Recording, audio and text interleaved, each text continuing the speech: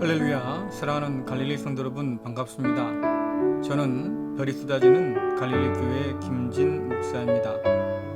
오늘은 크로스웨이 제1권 하나님의 구원 계획 제14과 하나님의 나라가 가까이 왔느니라 답변 파트 2를 배우겠습니다.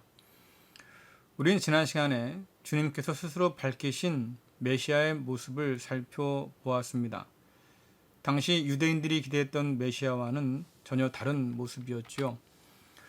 지난주에 살펴본 그림은 예수님께서 어떤 메시아인가를 우리에게 보여줍니다. 주님의 사역을 마가복음은 8장을 기준으로 해서 크게 두 부분으로 구분하지요. 갈릴리를 중심으로 한 사역과 예루살렘으로 올라가시는 길 위의 사역이 확연하게 구별됩니다. 갈릴리를 중심으로 보여주신 예수님의 놀라운 사역은 대중들이 꿈꾸며 기다리던 메시아를 떠올리기에 충분했습니다. 광야 40일의 시험을 이기고 병자를 고치고 바다 위를 걸으시며 바람과 파도를 잔잔케 하셨지요. 또한 사탄과 귀신을 내쫓을 뿐 아니라 죽은 자를 살리기도 하셨습니다. 이 모든 일들은 당시 사람들이 기대하던 다윗 같은 메시아를 떠올리게 했습니다. 이제 정말로 하나님의 구원의 때가 임했구나. 저 예수님을 통해서 우리는 로마로부터 자유를 얻게 될 것이다. 그리고 다윗 같은 그런 큰 나라를 이루게 될 것이다. 그들은 그렇게 생각했습니다. 갈릴리의 사역을 통해서 많은 사람들은 예수님에 대한 엉뚱한 기대를 품었지요. 그 이후에 갈릴리를 떠나서 예루살렘으로 올라가시면서 예수님께서는 3번씩이나 십자가의 죽음과 부활을 예고하십니다. 나는 너희가 기대하는 메시아가 아니란 사실을 분명하게 보여주셨지요. 예수님은 예루살렘 왕자가 아니라 십자가에 오르실 것입니다. 이런 예수님 앞에서 제자들은 자신들의 기대를 포기하지 않았습니다. 십자가의 길을 막아서기도 하고 주님의 생각과는 관계없이 누가 더 큰가를 두고 다투고 또 암투를 벌이기도 했지요. 주님의 책망에도 불구하고 하나님의 일이 아닌 사람의 일을 생각합니다. 주님께서는 많은 사람을 위해서 자신의 몸을 대속물로 내어 주러 오셨다고, 섬기러 오셨다고 그렇게 말씀하시고 너희도 섬기는 자가 되어야 한다고 하셨지만, 그러나 제자들은 주님 말씀에 전혀 관심을 두지 않습니다. 주님을 따른다고 하지만 아직도 주님이 누구신지 깨닫지 못하는 영적 소경들이지요. 이러한 제자들의 태도는 오늘 우리를 참 부끄럽게 만듭니다. 우리 역시 하나님의 일보다는 사람의 일에 더 많은 관심을 갖고 있지 않습니까? 하지만 하나님의 뜻을 행하는 것은 참으로 중요합니다. 마태복음 7장 21절 또 12장 50절 말씀을 함께 읽겠습니다. 나에게 주님 주님이라고 말하는 사람 모두가 하늘나라에 들어가는 것은 아니다. 하늘에 계신 내 아버지의 뜻대로 행하는 사람만이 하늘나라에 들어갈 것이다. 누구든지 하늘에 계신 나의 아버지 뜻을 행하는 사람이 내 형제요 자매요 어머니다. 마태복음 26장 39절 42절 말씀도 계속 읽겠습니다. 그리고 나서 약간 떨어진 곳으로 가서 얼굴을 땅에 대고 기도하셨습니다. 나의 아버지, 할 수만 있다면 내게서 이 잔을 지나게 해 주십시오. 그러나 내 뜻대로 하지 마시고 아버지의 뜻대로 하시기를 원합니다. 예수님께서 다시 가셔서 두 번째 기도를 하셨습니다. 나의 아버지요, 이것이 제게서 지나갈 수 없고 제가 마셔야만 한다면 아버지의 뜻대로 되기를 기도합니다. 아멘. 이처럼 사람의 일과 하나님의 일을 생각하는 것은 전혀 다른 문제입니다. 사람의 일을 생각하는 자는 하나님과 아무런 관계가 없는 자라고 주께서 말씀하십니다. 당연히 주의 구원에서 멀어질 수밖에 없는 사람들이지요. 그러나 하나님의 자녀는 마땅히 하나님의 일을 생각하는 사람입니다. 주님처럼 말이죠. 예루살렘에 들어가신 이후에 주님의 모습을 살펴보면 살기를 포기하고 죽기를 각오한 것처럼 보입니다. 예수님을 죽이려고 했던 유대 지도자들이 계속 꼬투리를 잡기 위해서 예수님께 도전해 오지요. 그러나 주님께서는 이러한 도전들을 피하지 않습니다. 오히려 유대 지도자들의 무지와 불의를 폭로하시고 도전하시지요. 이를 바라보던 제자들은 불안에 빠집니다. 또한 주님을 지지하던 자들도 주님께 등을 돌리지요. 하나님의 뜻을 따라서 순종한 주님은 결국 십자가에 오르시고 운명하십니다. 그러나 사람의 뜻을 버리지 못했던 사람들은 결국 주님을 떠나갔지요. 갈릴리에서 보여주셨던 능력을 생각하면 있을 수 없는 죽음입니다. 여러분들, 갈릴리에서 보여주신 그 능력은 어디로 갔습니까? 병자를 고치고 귀신을 내어 쫓고 바람과 파도를 잔잔케 만들고 심지어 죽은 자도 일으켜 세우신 그 능력은 어디로 갔습니까? 왜 그 능력이 많음에도 불구하고 무기력하게 십자가를 지셔야 했을까요? 여러분들 생각해 보면 십자가는 능력이 없어서 일어난 일이 아닙니다. 십자가는 능력의 있고없고의 문제가 아니라 의도와 목적의 문제였죠. 예수 그리스도의 십자가를 통해서 이루시려고 하는 하나님의 뜻이 무엇인가를 우리에게 보여주는 것이 바로 십자가입니다. 예수님은 하나님 아버지의 뜻대로 십자가에 오르신 것이지요. 자, 그렇다고 하면 십자가의 죽음과 부활을 통해서 주님께서 혹은 하나님께서 이루고자 하신 것이 무엇일까요? 이것이 예수님께서 어떤 메시아인가를 우리에게 보여줄 겁니다. 오늘 그림을 살펴보기 전에 예전에 보았던 그림을 먼저 살펴보겠습니다. 여러분, 이 그림 기억나십니까? 창조주 하나님께서 구원의 하나님이심을 보여주는 그림이죠. 그림에 보면 하얀 손이 나오지 않습니까? 이것이 하나님의 손이에요. 능력의 손이고 창조의 손이고 또한 동시에 구원의 손이시지요. 애굽에서 이스라엘 백성을 구원하신 이 출애굽 사건은 하나님께서 택하신 백성을 구원하시는 구원의 원형 같은 사건입니다. 그래서 바벨론 포로에서 이스라엘 백성을 자유케 하신 사건을 새로운 출애굽이라고 그렇게 말합니다. 또 이 출애굽 사건은 제일 그림 밑에서 보는 것처럼 예수님을 통해서 이루신 구원에서도 반복적으로 적용되고 있습니다. 여러분, 음악에는 메인 테마와 또 그 메인 테마를 다양하게 연주하는 변주가 있습니다. 같은 음률이지만 그러나 연주 기법이라든가 속도의 변화를 주어서 다양하게 연주하는 거지요. 어찌 보면 출애굽 사건이 구원의 원형이라고 할 수 있고 또 그런 구원의 원형을 다양하게 변화시킨 것이 바벨론 포로 귀환 사건이라든가 아니면 십자가에서 예수 그리스도께서 이루신 구원 사건이라고 볼 수 있을 겁니다. 또 좀 다르게 말하자고 하면 출애굽 구원은 예수 그리스도의 십자가의 구원을 미리 우리에게 보여주는 예고편 같은 혹은 모형 같은 것이라고 이해할 수도 있겠지요. 자, 이 그림이 어떻게 연결되는지 한번 보시기 바랍니다. 자, 이 그림은 예수님의 생애와 또 출애굽의 역사를 이렇게 같이 엮어 놓은 그림입니다.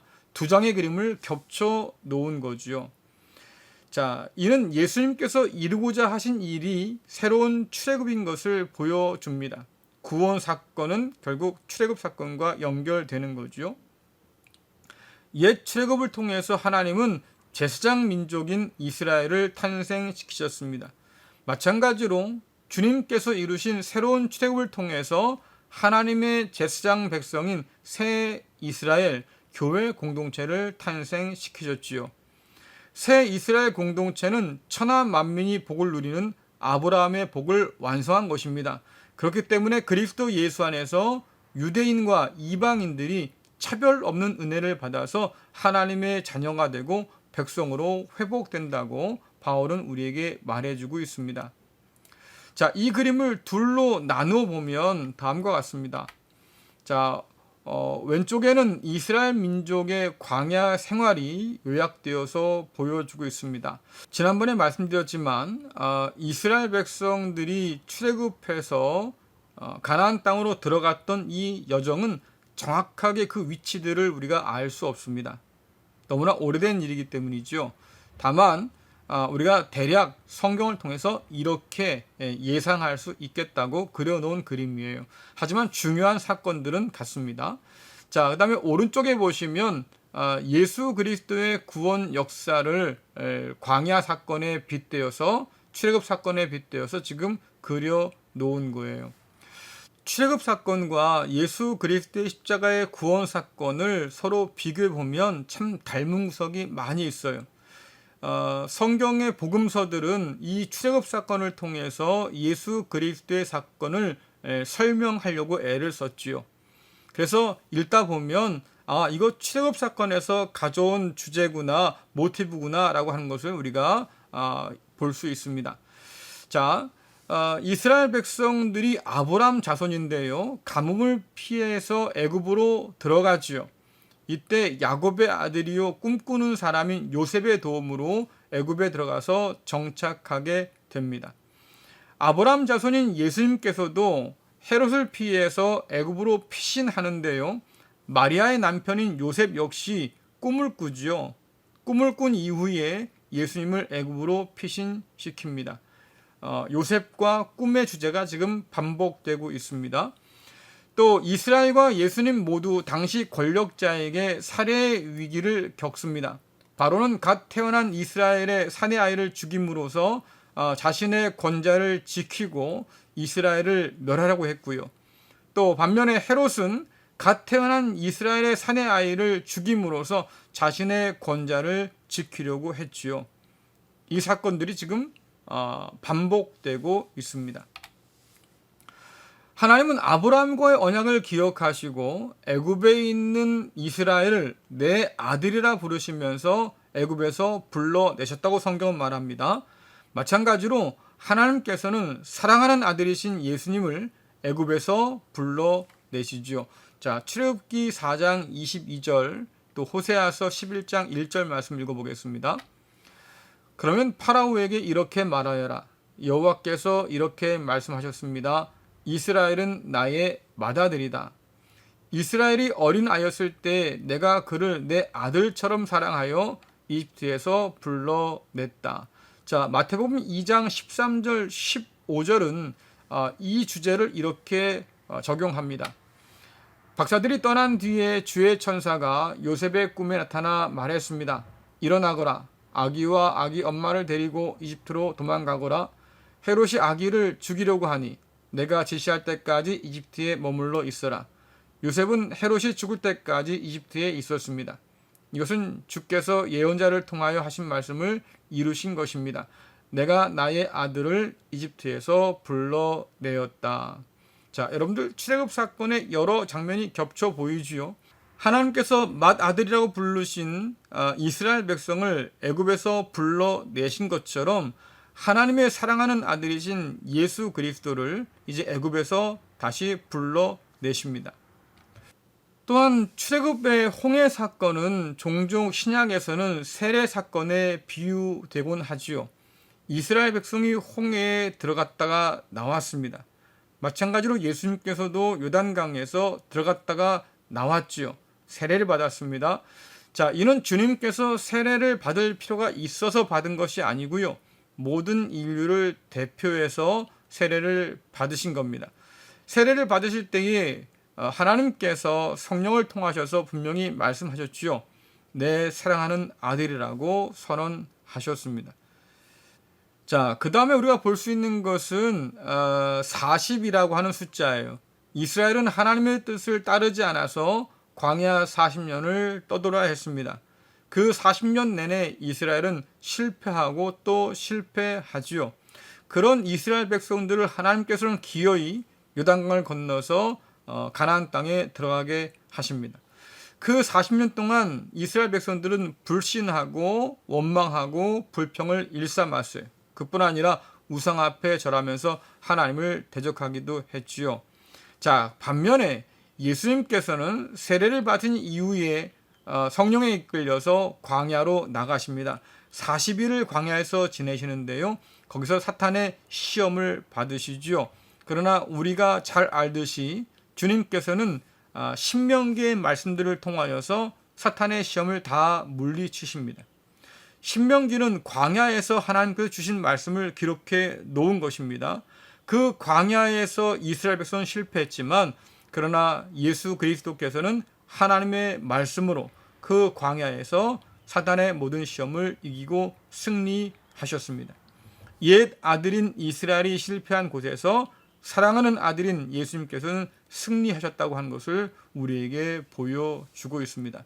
여전히 광야의 주제, 출애굽의 주제가 반복되고 있습니다.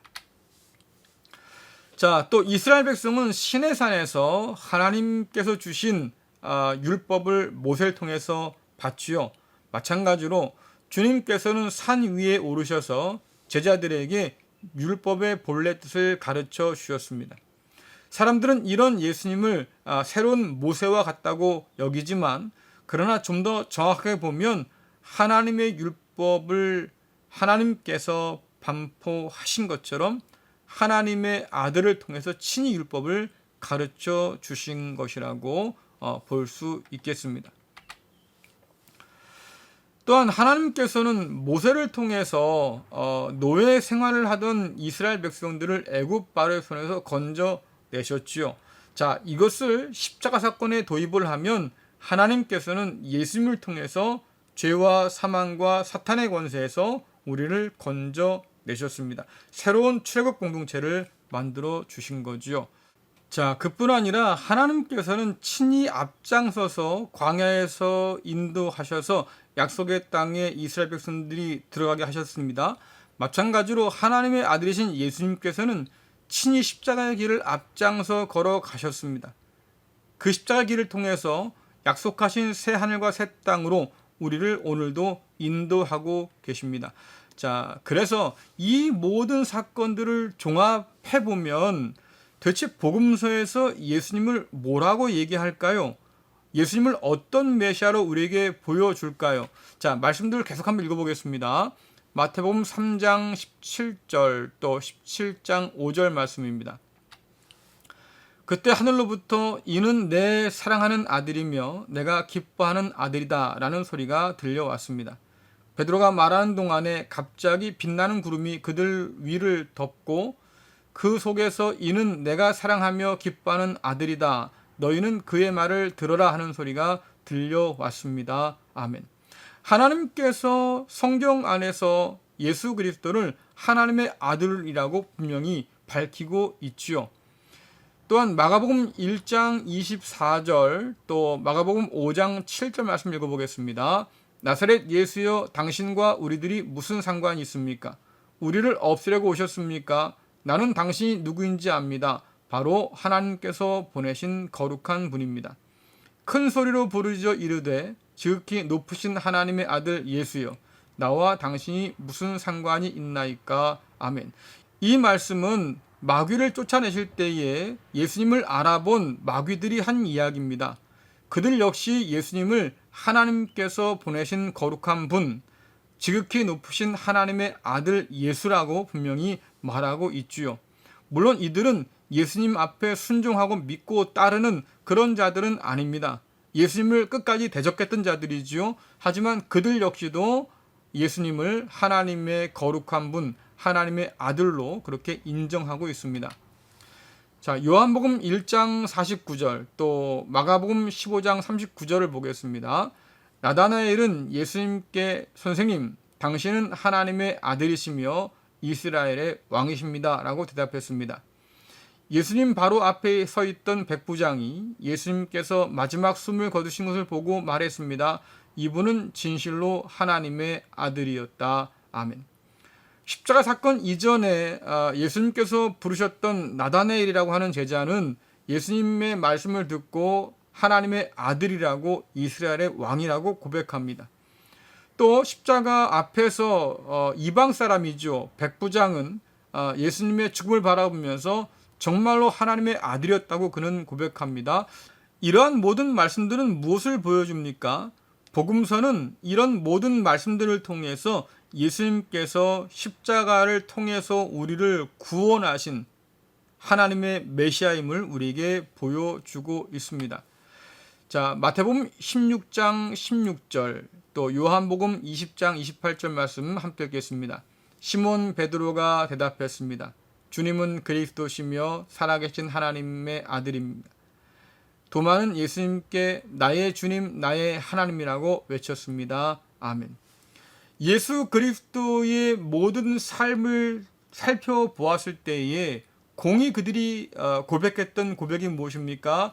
예수님은 하나님의 아들이십니다. 예수님은 하나님께서 기뻐하는 자이십니다. 예수님께서는 거룩한 분이십니다. 예수님께서는 살아계신 하나님의 아들이시며 그리스도십니다. 메시아십니다. 라고 고백합니다. 심지어 도마는 뭐라고 말합니까? 나의 주님이시고 나의 하나님이라고 분명히 말하고 있습니다. 예수님께서 대적자들에게 나와 아버지는 하나라고 말씀하신 적이 있습니다. 그 이야기를 듣고 대적자들은 예수님을 죽일 결심을 했다고 말하지요. 이유가 뭘까요? 나와 아버지가 하나란 뜻은 나와 아버지가 같다란 뜻입니다. 결국 예수님께서 자신을 하나님이라고 주장한 셈이지요. 그러니까 유대 종교 지도자들은 그런 예수님을 신성 모독자라고 몰아 세우는 겁니다. 이러한 모든 얘기들이 우리에게 보여주는 것, 주님께서는 하나님이신데 이 땅에 목적을 가지고 오신 하나님의 아들이신데 그 목적이 무엇입니까? 죄와 사망과 사단의 권세에서 우리를 건져내시는 것. 애굽에서 이스라엘 백성을 건져내신 것처럼 이 사망의 음침한 골짜기에서 우리를 건져내셔서 하나님의 백성과 자녀 삼으시고 하나님의 영원한 그 나라를 바라보도록 만드신 분, 그분이 바로 예수 그리스도라고 우리에게 보여주지요. 자, 이 두 그림을 한번 이제 비교해 보세요. 우리가 이미 살펴본 것처럼 출애굽의 여러 면들이 그리스도 예수의 삶 속에서 계속해서 반복적으로 적용됩니다. 하나님께서 이집트의 노예 생활 속에서 이스라엘 백성을 건져내신 것처럼, 그래서 제사장 민족을 삼고 또 가나안 땅을 허락해 주셨던 것처럼 그리스도 예수를 통해서 죄와 사망과 사단의 권세에서 우리를 건져내셔서 하나님을 섬기고 세상을 섬기는 그런 새로운 제사장 공동체로 교회 공동체를 불러주셨다고 하는 거지요. 결국 이 모든 사건들을 통해서 우리가 본다고 하면 예수님께서는 인류 구원을 위해서 이 땅에 보냄받은 분입니다. 주님께서 이루실 새로운 출애굽이라고 하는 것은 죄와 사망과 사단의 권세에서 우리를 건져내시고 자유케 하셔서 하나님께서 원하셨던 창조의 본래 모습을 회복하는 거지요. 그것이 주님께서 이 땅 가운데 오신 이유요 목적이었습니다. 자, 마태복음 1장 21절 또 23절 말씀을 읽어보겠습니다. 마리아가 아들을 낳을 것인데 이름을 예수라고 하여라. 그가 자기 백성을 죄에서 구원해 낼 것이다. 이렇게 하여 주께서 예언자를 통하여 예언하신 말씀이 이루어졌습니다. 보라, 처녀가 임신하여 아들을 낳을 것이며 사람들이 그의 이름을 임마누엘이라고 부를 것이다. 임마누엘은 우리와 함께 계시는 하나님이라는 뜻입니다. 아멘. 결국 마태복음뿐 아니라 복음서에서 또 성경이 우리에게 증언하는 예수 그리스도는 임마누엘, 하나님이에요. 또한 하나님의 아들이시죠. 이 땅에 왜 오셨습니까? 죄에서 그 백성을 구원해 내기 위해서. 이 백성 가운데는 유대인만 있는 게 아니죠. 이방인들도 차별 없는 그 은혜로 말미암아서 하나님의 자녀가 되고 하나님의 백성이 되었습니다. 그들을 하나님께서 그리스도 예수를 통해서 건져내시기를 원하셨고, 그러기 위해서 예수님을 십자가에 내어 주셨다고 한 것이 성경의 증언입니다. 나는 이런 예수님을 누구라고 오늘 믿고 고백하며 따른다고 말할까요? 내 생각보다 더 중요한 것은 성경의 증언이죠. 성경의 증언대로 믿지 않는다고 하면 우리의 믿음은 모래 위에 지은 성처럼 허무한 것입니다. 아무런 의미가 없는 거지요. 내 마음대로 믿는 것은 또 다른 우상을 만들어내는 것뿐이에요. 여러 이단들이 잘못 주장하는 것, 성경과 다르게 해석하고 다르게 말하는 것, 그것 다 잘못된 가르침일 뿐만 아니라 또 다른 우상을 만들어 놓는 행위들이지요. 나는 성경이 전해준 그대로 지금 믿고 있을까요? 예수님은 하나님의 아들입니다. 그리스도시지요. 그러나 대중들이 기대했던 그런 메시아가 아니라 우리를 위해서 십자가를 기꺼이 지신 주님이십니다. 죄와 사망과 사탄의 권세에서 우리를 건져내신 주님이시죠. 우리를 하나님의 영원한 나라로 인도하시는 목자십니다. 나는 오늘 그 주님을 뒤따라서 영원한 새하늘과 새 땅을 바라보면서 이 땅을 살아가고 있습니까? 이것이 우리가 그리스도 예수 앞에서 물어야 할 질문들입니다. 주님께서 이 땅에 오셔서 우리를 위해서 생명을 내어 놓으셨고 우리를 죄와 사망과 사단의 권세에서 건져내셔서 하나님의 백성이요 제사장 민족이요 또 새로운 이스라엘이요 하나님의 가족으로 우리를 세워 두셨습니다. 그러기 위해서 이 땅에 오셨지요. 나는 오늘 예수님을 누구라고 믿고 고백하며 따릅니까? 내가 주님께 기대하는 것은 무엇입니까?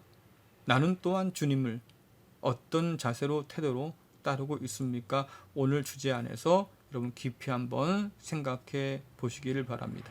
기도하겠습니다. 참 좋으신 하나님 아버지 감사합니다. 사랑하는 아들 예수 그리스도를 우리에게 보내주셔서 기꺼이 십자가에 내어주신 그 사랑을 다시 한번 생각합니다. 많은 사람들이 예수님을 오해하지만 그러나 주님께서는 하나님의 뜻을 바라보면서 자신을 기꺼이 십자가에 내어 놓으셨습니다. 하나님은 그 십자가를 통해서 오늘 죄와 사망과 사단의 권세에서 우리를 건지셔서 하나님의 백성으로, 자녀로, 제사장 민족으로, 새 이스라엘로, 교회로, 성도로 삼아 주셨습니다. 오늘 우리는 예수 그리스도를 누구라 믿고 따르고 있습니까? 하나님 성경대로 믿게 하셔서 그리스도 예수를 통해서 이루신 그 놀라운 복과 은혜를 얻게 하시고 영원한 하나님의 나라 그 새하늘과 새 땅을 바라보면서 오늘을 살아갈 수 있도록 믿음과 용기를 더하여 주옵소서. 예수님의 이름으로 기도드리옵나이다. 아멘. 네, 마치겠습니다. 보다 더 성경의 진리 가운데 견고히 서기 위해서 애쓰는 저와 여러분 되기를 간절히 바랍니다. 감사합니다.